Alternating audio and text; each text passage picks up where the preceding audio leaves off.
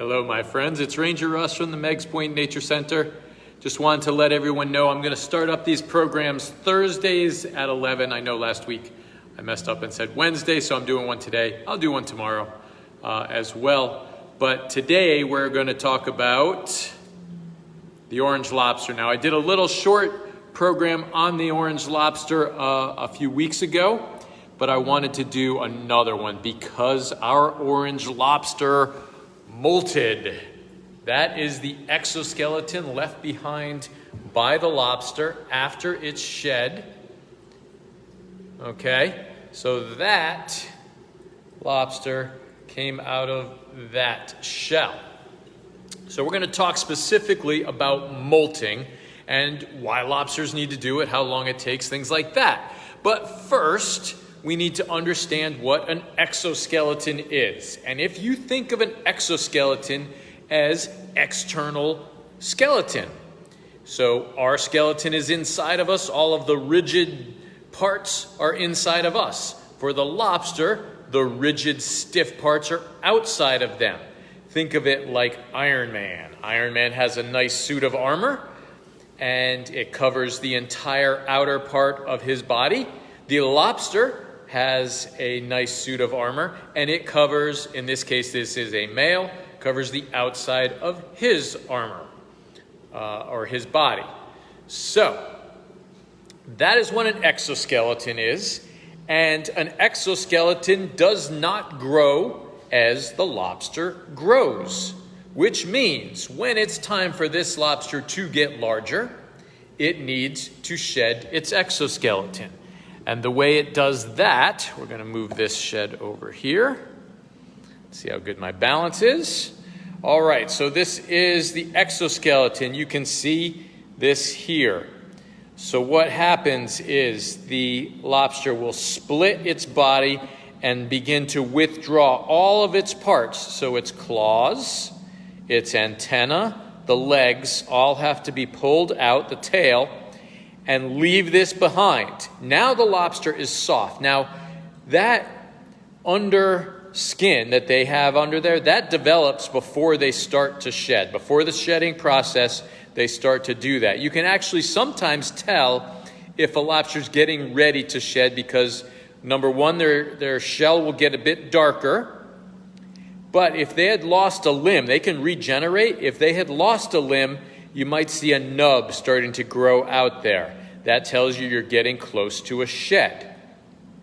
So, the lobster leaves this exoskeleton behind. Now, it's soft. Now, as it is shedding, as it is leaving that armor, it's absorbing water. And that absorption of water causes the lobster to grow larger. So this is the process. This is how they get bigger, is by shedding. They will also replace any old damage, any old wounds in the shell can be fixed at the time of molting. Now, old lobsters, very old lobsters, they stop molting. And eventually that's actually what could kill them because they could get damage, injuries, infection in the shell, and they're no longer capable of shedding it and leaving it behind. But those are old lobsters. The largest lobster ever caught was 44 pounds, 7 ounces. And they estimated that lobster was over 100 years old. Now, that is an extreme. That is a really old lobster. But most lobsters' life expectancy is longer than our life expectancy. So they do live a long time. All right, so the lobster has left the exoskeleton behind. Now I want to show you two things here. This antenna here is complete. This one is broken off. When it molted, the other one that was broken off is now whole, and the one that was whole is now broken off. Now, unfortunately, sometimes when molting, bits will get stuck inside, and this is actually one of the major fatalities for lobsters, is when they are molting. I've contacted experts that I know about this, and they said it's just really hard to get a lobster to successfully molt in captivity. And that's one of the problems that you can have, is when they molt, they leave their parts get stuck inside and they're not able to fully withdraw themselves. Okay, so the lobster sheds this, and now it's soft. And that lobster in there has started to harden up, but it is still considered a soft lobster. If I were to stick my finger into its claw right now and it clamped down, the claw would probably bend more than putting pressure on my finger. So it wouldn't really be able to hurt me when it is soft. Now, they do get very, very hungry. Immediately after shedding, they get super hungry. They want to eat. They need calcium, so sometimes they'll eat their exoskeleton. This one completely ignored the exoskeleton, but sometimes they will eat the exoskeleton. And they'll eat anything that they can get to try and get calcium and get that shell to harden up, which could take 6 to 8 weeks for a lobster this big. Now, little tiny crabs, it's only a couple of days. But a lobster like this, 6 to 8 weeks before it is fully hard. Now, it's only going to have to hide for the first few days. 3 or 4 days, it's going to be super soft. And then the skin starts to harden into that exoskeleton. So it's a process. It takes some time, but it gets armor pretty quickly after shedding that molt. All right, I'm going to take a pause here, see if we have any questions. I do not see any questions right now. If anyone has any questions, you can post them at any time. All right, so the lobster, again, they need to molt to replace that old skin and to get larger, that old shell and to get larger. And you can estimate how old a lobster is by taking their weight. So this one was 1 point something pounds when we got it, and multiplying that by 4. So you're probably at about 5 at that point, and then adding 7. So this lobster here is probably about 8 years old. I think it was a little over 1.5 pounds, so it was over 1.5 pounds. So times 4, and then add 3 to that, and you're going to get an approximate age of 8 years for this lobster. And again, they can live 100 years if healthy and all those things go well. Molting again in captivity, very difficult. So I was really excited to see that not only did it molt successfully, but it has been very healthy since molting.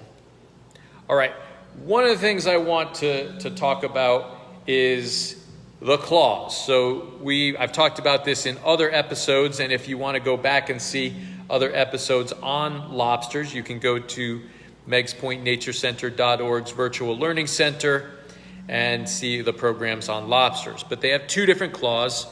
The one on this side here, this is the crusher, and then this is the ripper or the cutter. Different people have different names. I usually call it the ripper. But look at the size of that claw. This claw right here is as big or larger than the main part of its body. If we go over to our blue lobster, let's take a pause here. Oh, camera doesn't like that. I went faster than I could move the camera. There we go. Look at this. That claw is not as big as the body. This body is larger than the claw. Just like people have different sizes, different proportions, the lobster also has different proportions. So you can't always just go by the size of a claw to tell you how old or how large the lobster was. If you looked at this claw, which this lobster is probably getting close to 5 pounds now, actually, maybe not quite 5, but this is a much larger lobster. It's at least double the weight of the other lobster, but its claw, the big crusher claw, is about the same size. Look how long the antenna is. It's much, much longer. Look at how big that antenna is. That's amazing. Okay, let's go back over to our orange lobster. And we're gonna look again at the molt. So when you're looking at the molt, now I'm not gonna pick him up, but I am gonna, let's see if I can show you. I want the parts to stay attached here. We can just turn this upside down. Okay, now if you look here, these are the swimmerettes. These are the underside of the lobster's tail. And when the first set of swimmerettes are, there they are right there, hard and pointy, you know that it's a female. If the swimmerettes are consistent, they're soft and feathery, they're not as thick as these, but they're soft and feathery, then it's a female. Up here we have the parts of the mouth. So these arms here will actually take the food down in there. They grind the food up, it's kind of like a wood chipper, and pass it in through the mouth opening into the stomach, which is inside there. All right. Now, looking at this lobster, I have talked about the fact that it's orange, but the molt looks like a cooked lobster or other molts once they're out on the beach. So very often when you find a lobster shell, it's going to be the same color. And that has to do with the proteins. The proteins that are in there make the lobster appear to be red or in some cases orange. That's a slight mutation.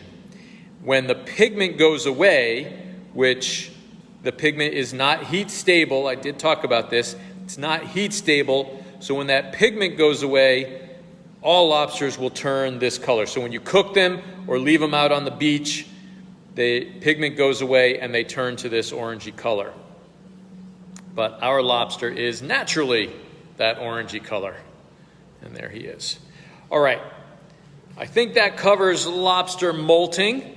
Let's see, did I mention how often they molt? So young lobsters are going to molt more often than older lobsters.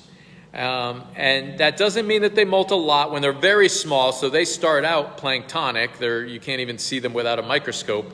They're going to molt quite a bit then. But once they get to be this shape and they settle to the bottom, they're not going to molt more than maybe once a year.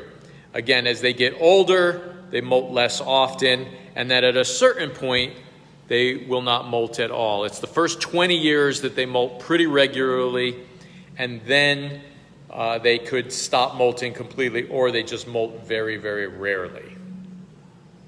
All right. I'm going to now reach in and just see how soft he is. I want to keep track of that. Ooh, he's pretty hard. That's nice. He's got some good armor developing there, which means if I stuck my finger in those claws, they would probably hurt quite a bit.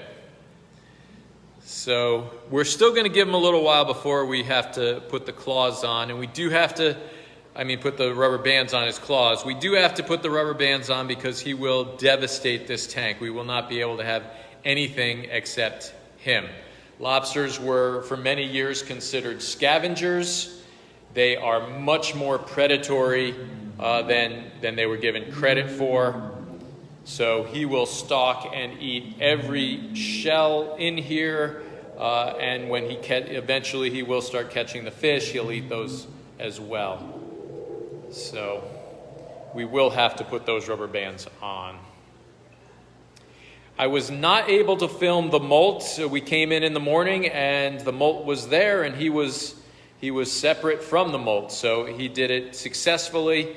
We can't really help with the molt. I did ask over at Mystic Aquarium if there was any way to help a lobster molt, and they said that it doesn't really work that way.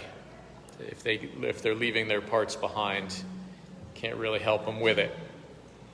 So I did get to film, years and years ago, I filmed a molt. I have to look through old phones and see if I can find that footage of a lobster molting in the old building. All right, let's see if we have any other questions. And there was some confusion about the lobster's name. When it got here, everyone was calling it pumpkin spice because they thought that's what the name it came with, the name that came with it. The name that the restaurant, and I'm blanking on the name, it's up in Vernon. Oh, I'm going to have to put the name up. We'll reach out to them and see if they want to come down and visit the lobster. But the name they gave it was orange spice. So we're gonna stick with the name that they gave. So orange spice is our orange lobster. All right, I'm not seeing any questions. So if you would like to see these videos and other videos, you can visit our YouTube channel, Meigs Point Nature Center YouTube channel. Scroll down through our Facebook stream and you'll see videos that I've done recently. And you can also go to the meigspointnaturecenter.org virtual learning center. There you will see videos and additional educational content. Please make sure to continue to follow, subscribe, and tune in. And I will see you next time. Until then, this is Ranger Russ signing off with our Orange Lobster Molt.